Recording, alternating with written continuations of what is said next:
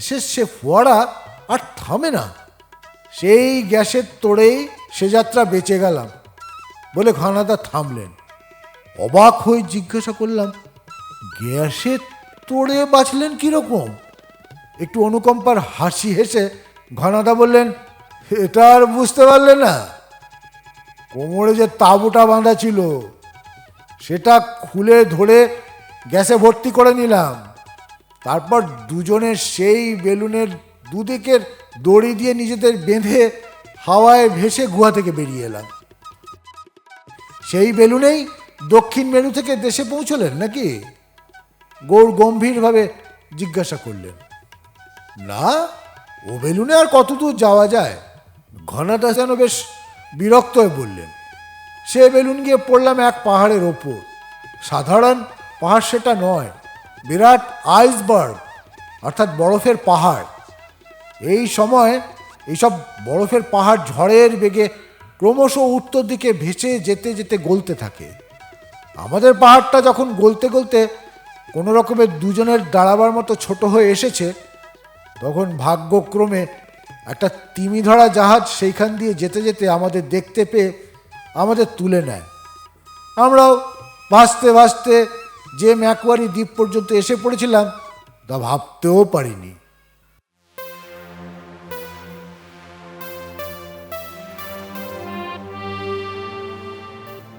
নমস্কার বন্ধুরা, গল্পের ঢেউয়ে ঢেউয়ে আপনাকে স্বাগত। গল্পের ঢেউয়ে ঢেউয়ে আজকের গল্প পড়ব ঘনাদা সিরিজের ছড়ি, লেখক প্রেমেন্দ্র মিত্র। গল্প পাঠে আমি সাগর লাহিড়ী।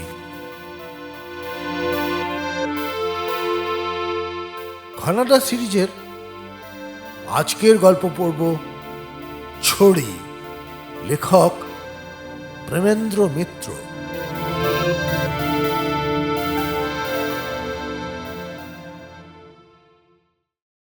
ফন্দিটা ভালোই আঁটা হয়েছিল। ঘনাদাকে জব্দ করার ফন্দি। রোজ রোজ তিনি আমাদের মাথায় আষাঢ়ে গল্পের চাঁটা মেরে যাবেন, আর আমরা মুখ বুজে তাই সয়ে থাকব। সেটি আর হচ্ছে না। এবার তার ওপরেও টেক্কা দেওয়া চাই। ঘনাদা তখনও এসে পৌঁছননি। ইতিমধ্যে চর পাঠিয়ে খবর নেওয়া হয়েছে যে সন্ধ্যাবেলায় লেকের ধারে বেড়ানো সেরে তিনি এইমাত্র মেসের গলির মুখে দেখা দিয়েছেন। সিঁড়িতে তার পায়ের শব্দ শোনার সঙ্গে সঙ্গেই আমরা বেশ তন্ময় হয়ে যে যার জায়গায় বসে পড়লাম। ঘনাদা যখন ঘরে ঢুকলেন তখন আমরা রুদ্ধ নিঃশ্বাসে সবাই শুনছি, আর গৌড় বলে যাচ্ছে, যেদিকে তাকাই শুধু সাদা বরফ, আকাশ সাদা, সব কিছু সাদা। আর ঠিক আমার পেছনে সেই সাদা ভালুক সাক্ষাৎ জমের মতো পেছনের দু পায়ে ভর দিয়ে আমার ওপর ঝাঁপিয়ে পড়তে আসছে। ঘনাদা যে ঘরে ঢুকেছেন আর চোখের সবাই দেখে নিলেও বাইরে একেবারে কেউ টের পায়নি এমনই ভান করে রইলাম। ঘনাদার মুখখানা সত্যি তখন দেখবার মতো। এরকম অবস্থায় আগে কখনো বোধহয় পড়েননি। চিরকাল সবার মধ্যমণি হয়ে জাঁকিয়ে বসাই যার অভ্যাস, তার প্রতি আজ কিনা কারোর ভ্রুক্ষেপও নেই। গৌড় তখন উত্তেজিতভাবে বলে চলেছে, রাইফেলের সবগুলি আগেই পুড়িয়ে গেছিল। এবার কোনো উপায় না দেখে লাঠির মতো করে ধরে ফিরে দাঁড়ালাম। ভয় শিবুর গলা দিয়ে যেন স্বর বার হচ্ছে না, এমনইভাবে বলল, তারপর? কিন্তু গৌড় কিছু বলবার আগেই ঘনাদার গলা খাঁকারি শোনা গেল। এবার আর তাকে অবজ্ঞা করা যায় না। গৌড় তার মৌডুসি পাটটা ইজি চেয়ারটা ছেড়ে দিয়ে উঠে দাঁড়িয়ে বললে, আরে ঘনাদা যে কখন এসেছেন টেরই পাইনি। নির্বিকার মুখে ইজি চেয়ারটায় এসে বসে ঘনাদা বললেন, তা পাবে কি করে? যেরকম মোষগুলোয় গল্প করছিলে তা গল্পটা হচ্ছিল কোথাকার? আগে দক্ষিণ মেরুর। পাছে ঘনাদার দিকে চাইলে নিজেকে সামলাতে না পারে সেই ভয় গৌর মুখটা অন্যদিকে ফিরিয়ে যত দূর সম্ভব সহজ গলায় বলে গেল, সেবার একটা অভিযানে দক্ষিণ মেরুতে যেতে হয়েছিল কি না। হাসি চাপবার জন্য আমরা মুখ নিচু করে রইলাম। ঘনাদার কিন্তু কোনো প্রকার ভাবান্তর দেখা গেল না। গৌড়ের পক্ষে দক্ষিণ মেরু যাওয়াটা যেন নিতান্তই বোটানিক্স কি চিড়িয়াখানা যাওয়ার সামিল। এইভাবে তিনি বললেন, তা সাদা ভাল্লুকটা করলে কি? বন্ধুকেই বাড়িতে সাবার করে দিলে নাকি? গৌড়ের সেই রকমই কিছু বলবার বাসনা ছিল, কিন্তু ঘনাদার ওপর আর এক কাঠি সরে সবার এমন সুযোগ কি ছাড়া যায়? একটু হেসে হেসে বললে, আজ্ঞে না, তার দরকার হলো না। বন্দুকের ঘা দেবার আগেই দেখি ভালুক ভায়া চিৎপটাং। বরফের মেঝে একেবারে কাঁচের মতো তেলা কিনা। ঘরময় এমন কয়েকটা শব্দ শোনা গেল যা অন্য কেউ হলে চাপা হাসি বলেই মনে করত, কিন্তু ঘনাদার সেদিকে ভ্রুক্ষেপ নেই। গম্ভীরভাবে বললেন, সাদা ভাল্লুকটার ছাল চামড়া না হোক, নিদেন পক্ষে একটা দাঁত কি নখও যদি আনতে পারতে, বিজ্ঞানের রাজ্যে হুলুস্থুলু পড়ে যেত। এবার আমাদেরই হতভম্ব হবার পালা। কেন বলুন তো? অবাক হয়ে জিজ্ঞাসা করে গৌর, বৈজ্ঞানিকেরা কি সাদা ভাল্লুক দেখেননি? অন্তত দক্ষিণ মেরুতে কখনো দেখেননি। পেঙ্গুইন পাখি ছাড়া এখানে ডাঙায় চড়বার মতো কোনো প্রাণীই নেই। ঘনাদা হাই তুলে দুবার তুড়ি দিলেন। এমনভাবে জব্দ হব ভাবিনি। কথাটা তাড়াতাড়ি ঘুরিয়ে দিয়ে শিবু জিজ্ঞেস করলে, দক্ষিণ মেরুতেও গেছিলেন আপনি? হ্যাঁ, গেছিলাম একবার। যা গরম! এবার আমার চোখ কপালে উঠল। ঘনাদাকে আমরা চিনি, তবু তার মুখে দক্ষিণ মেরুতে গরম শুনে খানিকক্ষণ মুখ দিয়ে কথা বেরোল না। শুধু বললাম, দক্ষিণ মেরুতে গরম? হ্যাঁ, গরম বলে গরম। কবে সেখানে গরমে গলে পচে মরতাম। ভাগ্যিস এই ছড়িটা ছিল। ঘনাদা হাতের ছড়িটা যেন আমাদের দিকেই দুবার আস্ফালন করলেন। আমাদের আর কিছু বলতে হলো না। ঘনাদা শিশিরের দিকে ফিরে বললেন, কই হে, একটা সিগারেট ধার দাও না। ঘনাদার আবার হিসেবে ভুল আবার জো নেই। শিশিরের কাছে সিগারেট নিয়ে ধরিয়ে বললেন, এই নিয়ে ৩,২৯৮টা হলো কিন্তু। তারপর সিগারেটটায় একটা সুখ টান দিয়ে শুরু করলেন। সেবার সমুদ্রে যেন তিমির গাদি লেগেছিল। দক্ষিণ মেরুর দিকে তিমি ধরা জেলেদের নজর কয়েক বছর হলো তখন পড়েছে।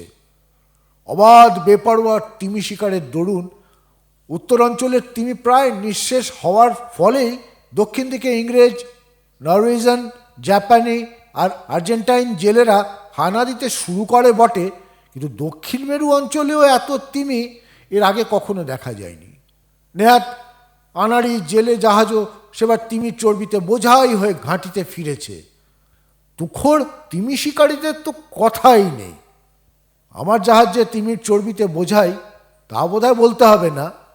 নরওয়ের এক জেলে জাহাজ আধা আধি বখড়ায় বন্দোবস্ত করে আর সব দল দিয়ে আলাদা হয়ে ক্যাম্বেল দ্বীপে তখন আমরা ঘাঁটি করেছি। আমার বখড়াদারকে আমি সেন বলে ডাকি, তবে সে বাঙালি নয়, নরওয়ের লোক।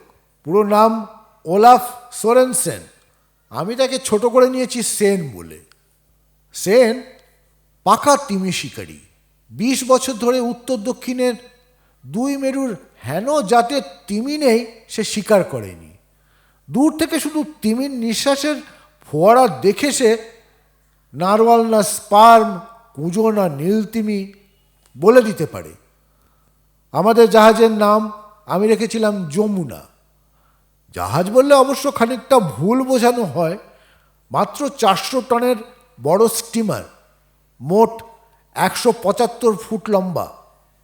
তবে তিমি ধরা জাহাজের মধ্যে একেবারে সেরা, সবচেয়ে হাল ফ্যাশনের। এই প্লাজিক জাহাজে তিমি ধরে চর্বি ছাড়াবার জন্য আর ঘাঁটিতে বই নিয়ে যেতে হয় না। জাহাজের খোলের ভেতরেই সব বন্দোবস্ত আছে।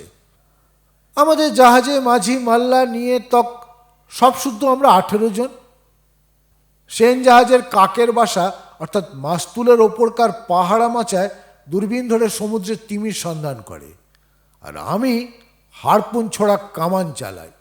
আমাদের জাহাজে সম্পূর্ণ আধুনিক ভেন্টফয়েন হারপুন কামান বসানো, তার থেকে 4 ফুট লম্বা 1.25 মণ ওজনের হারপুন বিদ্যুৎ গতিতে তিমির গায়ে গিয়ে বেঁধে, সে হারপুনের মাথায় আবার ছোট বোমা গাঁথা। একবার ঠিকমতো তাক করতে পারলে তিমির গায়ে বেঁধবার 3 সেকেন্ডের মধ্যে সেই বোমা ফেটে গিয়ে তিমিকে কাবু করে ফেলবেই। ডিসেম্বর মাসের শেষ, তিমি ধরার মরশুম প্রায় শেষ হয়ে এসেছে, আর কিছুদিন রবে। আমাদের জাহাজ তিমির চর্বির ভারে ডুবু। যা চর্বি আমরা পেয়েছি তাতে বছর 3 2 হাতে খরচ করেও রাজার হালে বসে বসে আমরা কাটাতে পারবো। সেন রোজ তাই ফেরার জন্য পিড়াপিড়ি করে, কিন্তু আমি কিছুতেই রাজি নই। সেদিন সকালবেলা কাকের বাসায় পাহারা দিতে দিতে সেন হঠাৎ নিচে নেমে এলো। আমি তখন একজন খালাসিকে দিয়ে হারপুন কামানটা পরিষ্কার করাচ্ছি। সেনকে দেখে একটু অবাক হয়ে বললাম, নেমে এলে যে বড়, এইটুকুর মধ্যে বড় কোনো শিকার যদি ফসকে যায়? ফসকে গেলে ক্ষতিটা কি? সেনের মুখ বেশ বিরক্ত। আর শিকার কাটলে মাল কোথায় রাখবে বলতে পারো? জাহাজে আর জায়গা আছে? সেনের বিরক্তি দেখে একটু হেসে বললাম, আমি যে শিকারের সন্ধান করছি তার মাল রাখবার যথেষ্ট জায়গা এখনো জাহাজে আছে, আর সে মালের কাছে তোমার জাহাজ ভর্তি চর্বি নেহাত তুচ্ছ। সেন খানিকক্ষণ অবাক হয়ে আমার দিকে তাকিয়ে থেকে বললে, তার মানে এখনো তুমি অ্যাম্বারগ্রিসের আশায় আছো? আমাদের মুখের ভাব দেখে ঘনাদা গল্প থামিয়ে একটু যেন করুণার সঙ্গে জিজ্ঞাসা করলেন, অ্যাম্বারগ্রিস কাকে বলে জানো না বুঝি? আমরা মাথা নাড়লাম। ঘনাদা ঈষৎ বিদ্রুপের হাসি হেসে বললেন, সাপের মাথায় মণির কথা শুনেছ তো? সে মণি শুধু আজগুবি কল্পনা, কেউ কখনো পায়নি। কিন্তু অ্যাম্বারগ্রিস তিমির মাথার নয়, পেটের সত্যিকার মণি। শুধু এক জাতের তিমির নাড়ি ভুড়ির মধ্যে পাওয়া যায়, তাও আবার সে জাতের সব তিমির নয়, 2-4টির। তিমির পেট থেকে ছাড়া সমুদ্রের জলে আর সমুদ্রের ধারের পলিতেও অনেক সময় হালকা নুড়ির মতো কালচে ধোঁয়াটে রঙের অ্যাম্বারগ্রিস পাওয়া যায়। এসেন্স আতরের কারবারে সে নুড়ির দাম তার ওজনের সোনার চেয়ে কম নয়। হ্যাঁ, তারপর যা বলছিলাম, সেনের কথা শুনে একটু হেসে বললাম, অ্যাম্বারগ্রিসের আশায় আছি মানে? তুমি কি মনে করো তোমার এই নোংরা চর্বির লোভে এই জমের দক্ষিণ দুয়ারে তিমি শিকারে এসেছি? না হে না, আমার নজর আরো অনেক উঁচুতে। অ্যাম্বারগ্রিস বেশ ভালো রকম আছে এমন একটা তিমি যদি পাই, তাহলে এই চর্বির বখরা তোমায় এমনি দিয়ে দেবো। তোমার উদারতার জন্য ধন্যবাদ। সে একটু বিদ্রুপ করেই বললে, তবে অ্যাম্বারগ্রিস তো আর যেখানে সেখানে ছড়ানো নেই। স্পার্ম তিমি ছাড়া এই জিনিস পাওয়া যায় না, জানো বোধ হয়। আর স্পার্ম তিমি এ অঞ্চলে খুব কমই পাওয়া যায়। হেসে বললাম, কিন্তু পাওয়া যা যায় তা দস্তুর মতো বড় গোছের। এ অঞ্চলে ছুটোছাটা ছিটকে যে কটা স্পার্ম তিমি এসে পড়ে, সেগুলো সবই বুড়ো ধাড়ি। অ্যাম্বারগ্রিস তাদের পেটেই পাওয়ার সম্ভাবনা বেশি। যেন আমার কথার মান রাখবার জন্যেই 8 মাইলটা দূরে একটা জলের ফোয়ারা হঠাৎ সমুদ্র থেকে লাফ দিয়ে উঠল। হাজার হলেও সেন জাত শিকারী। এক মুহূর্তে ঝগড়াঝাটি ভুলে দূরবীন চোখে লাগিয়ে সে উত্তেজিত হয়ে উঠল। তিমি, স্পার্ম তিমি! সমুদ্রের দেবতা তোমার কথা শুনেছে দাস, আর ভাবনা নেই। হায়, সমুদ্রের দেবতার মনে কি ছিল তখন যদি জানতাম। উত্তেজনার ঝোঁকে সেন দূরবীন ছেড়ে তখন হারপুন কামানে হাত দিয়েছে। আমি বাধা দেবার আগেই প্রচণ্ড শব্দে ভ্যান্ড ফয়েন কামানের হারপুন ছুটে বেরিয়ে গেল। সেন এমনিতেই বেশ ভালো শিকারী, কিন্তু উত্তেজনাতেই তার টিপ তখন বুঝি খানিকটা নষ্ট হয়ে গেছে। বোমামুখ হারপুন তিমিটার গায়ে না লেগে কাছাকাছি পড়ে ফেটে গেল। আর তাইতেই হলো সর্বনাশ। সঙ্গে সঙ্গে একটি ফোয়ারা ছেড়ে তিমিটা এমন ডুব মারল যে আর পাত্তাই নেই। কিন্তু আমরাও তখন নাছোড়বান্দা। এত বড় একটা স্পার্ম তিমির সন্ধান পাওয়ার পর আমরা তাকে বেহাত হতে দিই? যত গভীর জলেই ডুব দিক না কেন, বাছাধনকে নিঃশ্বাস নিতে দূরে তক কাছে হোক কোথাও উঠতেই হবে। খুব বেশিক্ষণ ডুবে থাকাও তার চলবে না, কারণ আমাদের হারপুনের হুমকিতে ভালো করে নিঃশ্বাস নেবার ফুরসত তার মেলেনি। তিমিরা নিঃশ্বাস নেবার পর বহুক্ষণ ডুবে থাকতে পারে বটে, কিন্তু পুরোপুরি দম নেওয়া তাদের একেবারে সাড়া হয় না। জল থেকে হাওয়ায় এসে তারা বার কয়েক ফোয়ারা ছেড়ে নিঃশ্বাস নিয়ে তবে আবার অনেকক্ষণের জন্য ডুব মারে। এই বেচারাকে কিন্তু একটি বার ফোয়ারা ছেড়েই তাড়াহুড়ো করে ডুব দিতে হয়েছে। সুতরাং সাধারণ অবস্থায় মিনিট 45 ডুব মেরে থাকা সম্ভব হলেও এখনও মিনিট 10-15 বেশি জলের তলায় থাকতে সে পারবে না।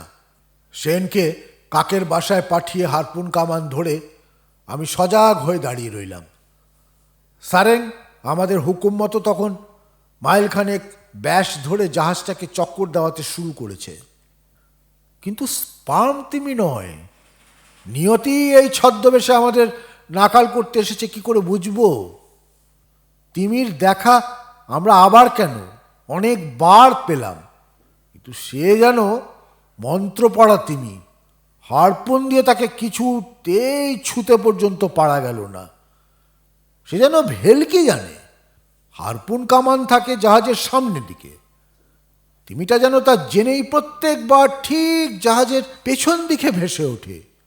জাহাজ ঘুরিয়ে ভালো করে তাকে তাক করবার আর সুযোগ মেলে না, তার আগেই সে ডুব দেয়। 2-4 বার এমন করে ফসকাবার পর হঠাৎ আমাদের হারপুন কামানটাই গেল আশ্চর্যভাবে বিগড়ে। কামান মেরামত যতক্ষণ না হয় ততক্ষণ তিমিটাকে নজরে রাখা ছাড়া আর আমাদের কোনো উপায় নেই। তিমিটা যেন আমাদের মতলব বুঝেই তখন ক্রমশ আরও দক্ষিণে পাড়ি দিতে শুরু করেছে।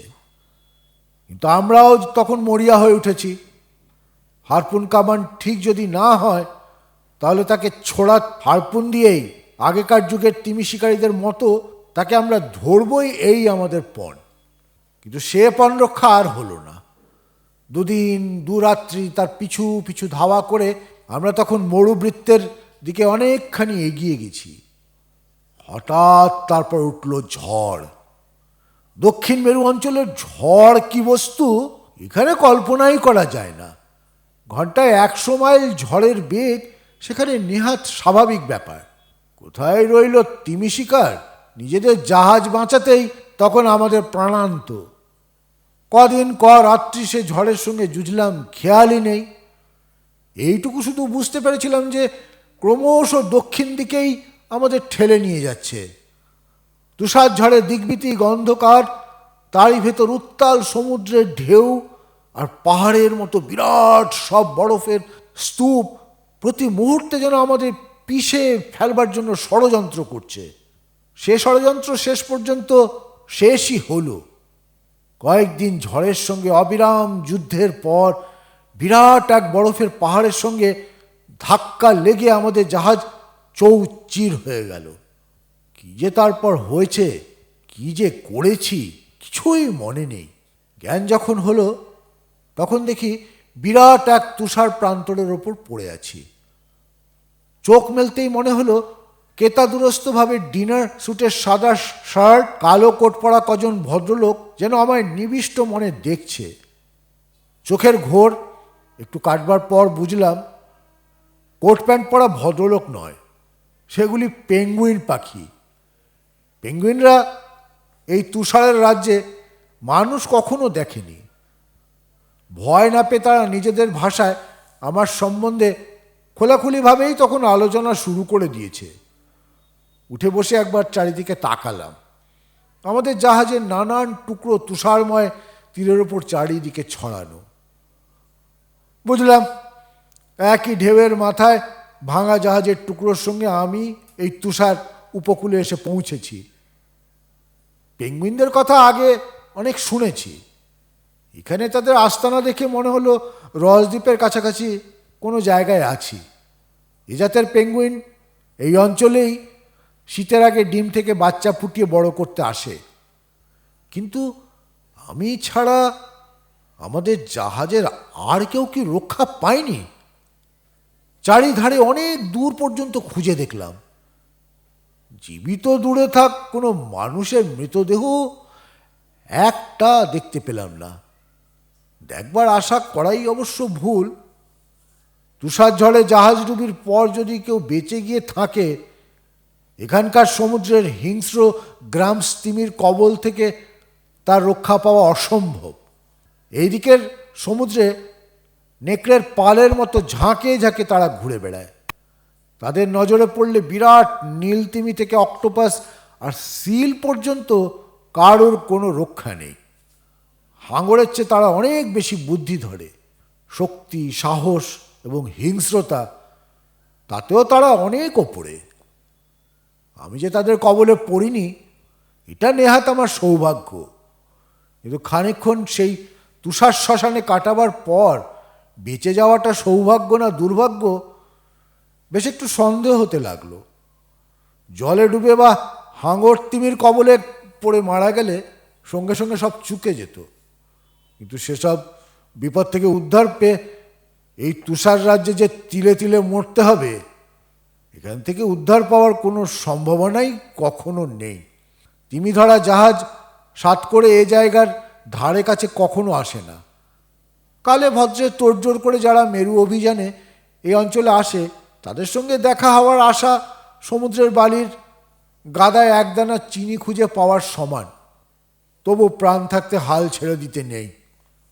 যতদিন পারা যায় এই তুষার মরুভূমিতে বেঁচে থাকবার জন্য যা সাধ্য তাই করবার চেষ্টায় মন দিলাম। জাহাজের ভাঙা যেসব টুকরো টাকরা চারিদিকে ছড়িয়েছিল তা থেকে এত সাহায্য পাবো ভাবিনি। সে সাহায্য না পেলে একটা দিনও আমার টিকে থাকতে হতো না বোধহয়। বরফের ওপর ঘুরতে ঘুরতে প্রথমেই পেলাম এই ছড়িটা।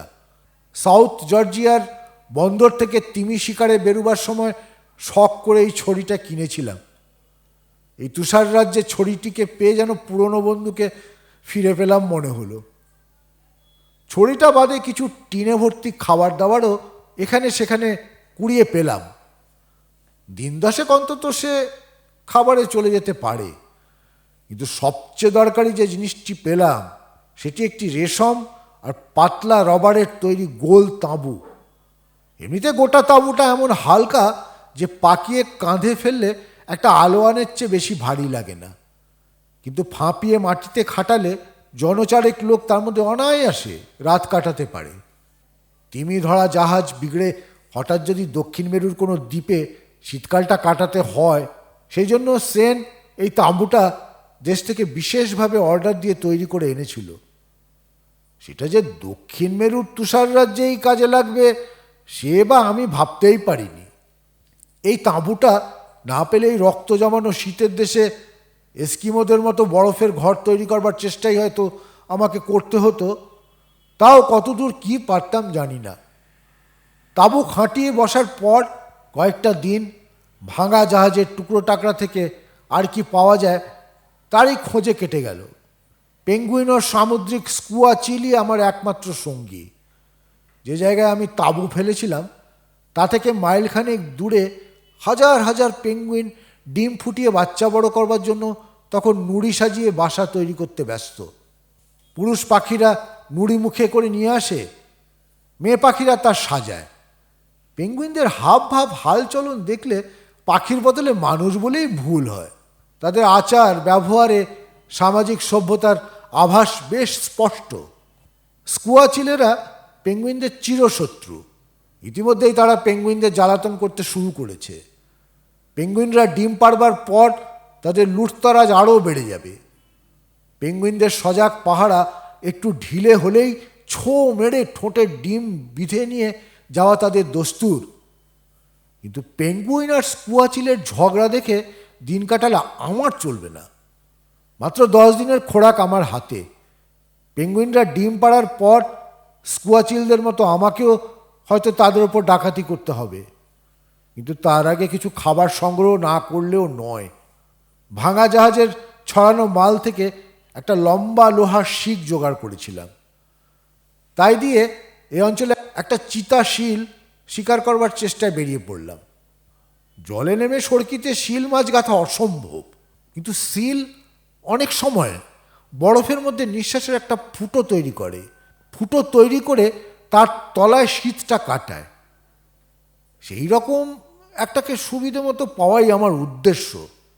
বরফের ওপর দিয়ে এক মনে শিকার খুঁজতে খুঁজতে কত দূর গিয়ে পড়েছিলাম জানি না। হঠাৎ চোখ তুলে একেবারে স্তম্ভিত হয়ে গেলাম। মাত্র আধ মাইলটা দূরে বরফের প্রান্তরের উপর একটা বহু দূরব্যাপী লম্বা সাদা ধোঁয়ার কুণ্ডুলি দেখা যাচ্ছে, যেন মেঘের একটা লম্বা ফিতে বরফের উপর নেমে আসছে। শিল শিকার মাথায় রইল। এ রহস্যের মীমাংসা আগে না করলে নয়। কাছে গিয়ে যা দেখলাম তাতে আরও হতভম্ব হয়ে গেলাম। মেঘের ফিতের মতো দূর থেকে যা দেখেছিলাম তার তলায় তরতর করে একটা জলের ধারা বয়ে যাচ্ছে, আর সে জল আগুনের মতো গরম। এখানকার দারুণ ঠান্ডায় সেই জল থেকে বাষ্প উঠে তুষারকণা হয়ে জমে যাবার দরুনই তার চেহারা দূর থেকে মেঘের মতো দেখাচ্ছে। এই তুষার রাজ্যে এরকম জলের স্রোত কোথা থেকে আসছে? সেদিন তৈরি ছিলাম না, তাই পরের দিন লম্বা পাড়ির জন্যে প্রস্তুত হয়েই বেরিয়ে পড়লাম। প্রস্তুত হওয়া মানে আর কিছুই নয়, কাঁধের একটা ঝোলায় টিনের খাবারের কৌটোগুলো, কোমরে চাদরের মতো জড়ানো সেই তাঁবু, আর হাতে এই ছড়ি। যদি দরকার হয় যেখানে খুশি তাঁবু খাটিয়ে রাত কাটাতে পারবো, এই জন্যেই এসব নেওয়া। ঘণ্টা চারেক বরফের ওপর দিয়ে হাঁটবার পর গরম জলের স্রোতের রহস্য পরিষ্কার হয়ে গেল বটে, কিন্তু যা দেখলাম সে আরেক বিস্ময়। সামনে তুষার প্রান্ত ঢালু হয়ে ওপর থেকে উঠে গেছে, আর তারই মাঝে আকাশের মাথা তুলে দাঁড়িয়ে আছে এক খাড়া পাহাড়ের চূড়া। পাহাড় এখানে চারিদিকেই, কিন্তু সেগুলি আগাগোড়াই বরফে ঢাকা। এই পাহাড়ের গায়ে শুধু ন্যাড়া পাথর ছাড়া একটি পাথরের কুচিও নেই। এই পাহাড়ের নিচের দিকে একটা গুহা থেকে ফুটন্ত গরম জলের স্রোত বেরিয়ে আসছে, তা বলাই বাহুল্য। দক্ষিণ মেরুতে মাউন্ট ইরেবাস ও আরেকটি আগ্নেয়গিরি আবিষ্কৃত হয়েছে বলে আগেই জানতাম। আমি কি তাহলে ভাগ্যক্রমে সেই দুটির চেয়েও আশ্চর্য আরেকটি আগ্নেয়গিরি আবিষ্কার করে ফেলেছি? আনন্দের সঙ্গে দুঃখও হলো এই যে এই আবিষ্কারের কথা পৃথিবীর কেউ জানতেও পারবে না। এই তুষার রাজ্যে এই আবিষ্কার আমার সঙ্গে শেষ হয়ে যাবে। তবু এই আগ্নেয়গিরির সন্ধান ভালো করে না নিয়ে ফিরতে পারি না। সামনের দিকে পাহাড় অত্যন্ত খাড়াই। ডান দিকের পাহাড় কিছুটা ঢালু দেখে সেই দিক দিয়েই উঠতে শুরু করলাম। উপরে গিয়ে যখন পৌঁছলাম তখন দক্ষিণ মেরুর এই সময়কার ছোট রাত শুরু হয়ে গেছে। সন্তর্পণে কিছু দূর যেতেই আগ্নেয়গিরির বিরাট মুখটার প্রান্ত দেখা গেল। সাধারণ আগ্নেয়গিরির চেয়ে এই পাহাড়ের হাঁ অনেক বেশি প্রকাণ্ড, কিন্তু ঠিক মুখটার কাছে ওটা কি প্রাণী? দক্ষিণ মেরুতে পেঙ্গুইন ছাড়া ডাঙায় চড়বার মতো কোনো প্রাণীই নেই জানি। এই বিশাল প্রাণীটা তাহলে কোথা থেকে এলো? আবছা অন্ধকারে সেটাকে প্রকাণ্ড একটা পাখি বলেই মনে হচ্ছিল, কিন্তু এত বড় আকারের কি পাখি এখানে থাকতে পারে? দক্ষিণ মেরুর সম্রাট পেঙ্গুইনই সবচেয়ে বড় আকারের পাখি, কিন্তু সে পাখি তো কখনো এত বিশাল হতে পারে না। তাছাড়া সেরকম পাখি একলা এই পাহাড়ের চূড়ায় কি করে আসবে? ভালো করে একটু খোঁজ নেওয়ার জন্যে সন্তর্পণে যেই একটু এগিয়েছি, অমনি বিরাট পাখিটা হঠাৎ মুখ ফিরিয়ে কি একটা চিৎকার করে উঠল।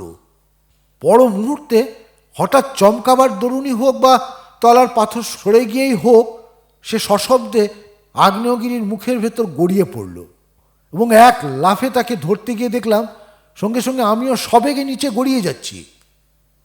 একেবারে নিচে এসে গড়িয়ে পড়ার পর জখম খুব বেশি না হলেও আরেক দিক দিয়ে অবস্থা যা হলো তা বর্ণনা করা যায় না। দারুণ গ্রীষ্মের দিনে দার্জিলিং থেকে শিলিগুড়িতে নামলে যে অবস্থা হয় তা এর কাছে কিছুই নয়।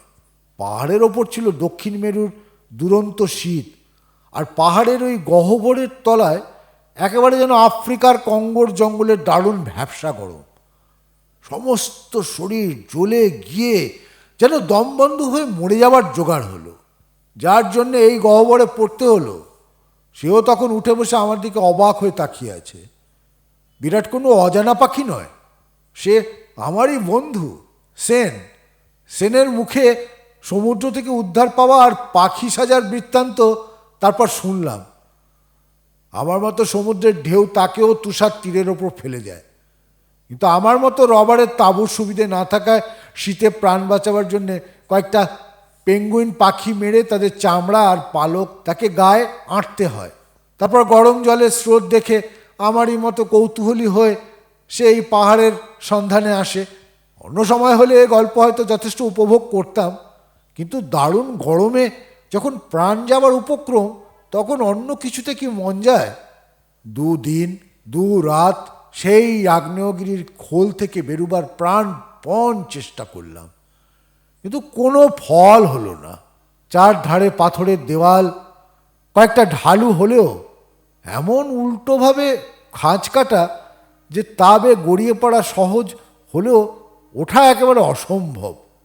ইতিমধ্যে আগ্নেয়গিরির গরম জলের স্রোতের রহস্য আমরা বুঝে ফেলেছি।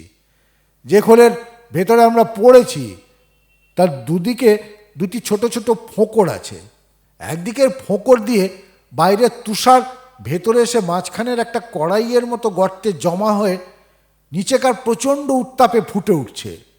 তারপর সেই ফুটন্ত জল আর একদিকে ঢালু ফোঁকর দিয়ে স্রোত হয়ে বেরিয়ে যাচ্ছে। নামমাত্র একেবারে সেদ্ধ হয়ে যাওয়ার ভয় না থাকলে সেই স্রোতের জলের সঙ্গেই বেরোবার চেষ্টা হয়তো আমরা করতাম, কিন্তু তার কোনো উপায় নেই। একদিকে প্রচণ্ড গরমে মারা যাবার আগেই আমাদের পাগল হওয়ার উপক্রম। আগ্নেয়গিরিটা এখনও একরকম ঘুমন্ত বলা চলে। স্রোতের জলকে ফুটিয়ে তোলা ছাড়া আর কোনো উপদ্রব এখনও দেখা দেয়নি, কিন্তু দেখা দিতে কতক্ষণ? বাইরের তুষার প্রান্তরে থাকলেও খুব বেশি দিন আমরা বেঁচে থাকতে পারতাম না জানি, কিন্তু এই বদ্ধ গুহায় মরার চেয়ে সে যেন অনেক ভালো। 2 দিন 2 রাত ধরে এই গহ্বর থেকে বেরোবার ব্যর্থ চেষ্টায় হয়রান হয়ে সেনকে সেই কথা বলতে গিয়ে রাগের মাথায় ছড়িটা যেই গহ্বরের মেঝেতে ঠুকেছি, অমনি এক ভয়ঙ্কর আশ্চর্য কাণ্ড ঘটে গেল।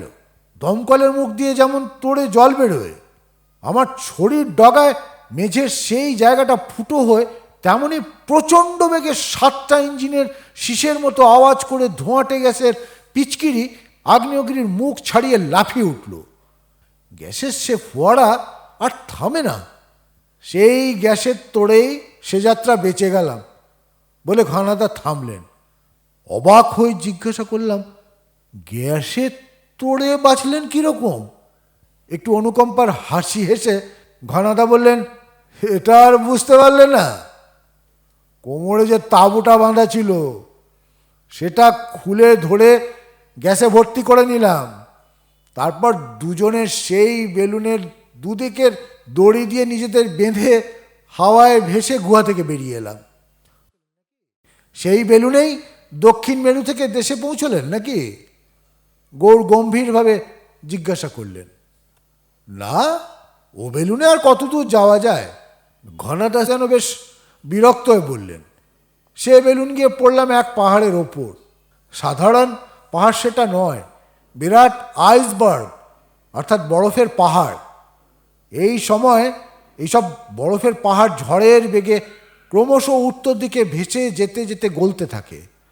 আমাদের পাহাড়টা যখন গলতে গলতে কোনো রকমের দুজনের দাঁড়াবার মতো ছোট হয়ে এসেছে, তখন ভাগ্যক্রমে একটা তিমি ধরা জাহাজ সেইখান দিয়ে যেতে যেতে আমাদের দেখতে পেয়ে আমাদের তুলে নেয়। আমরাও ভাসতে ভাসতে যে ম্যাকওয়ারি দ্বীপ পর্যন্ত এসে পড়েছিলাম তা ভাবতেও পারিনি। ঘনাদা বলা শেষ করে শিশিরের দিকে ৩,২৯৯তম সিগারেট ধার করবার জন্য হাত বাড়ালেন। গৌর হঠাৎ বলে উঠল, ছড়িটা আপনি সাউথ জর্জিয়া থেকে কিনেছিলেন বললেন না? আমাদের পাড়ার মিত্র ব্রাদার্সও বোধহয় সেখান থেকে ছড়ি আমদানি করছে আজকাল। ঠিক এই রকম ছড়ি সেখানে কটা দেখলাম যেন। ঘনাদার সিগারেট ধার করা আর হলো না। আমাদের, বিশেষ করে গৌড়ের দিকে অগ্নিদৃষ্টি হেনে তিনি ঘর থেকে বেরিয়ে গেলেন।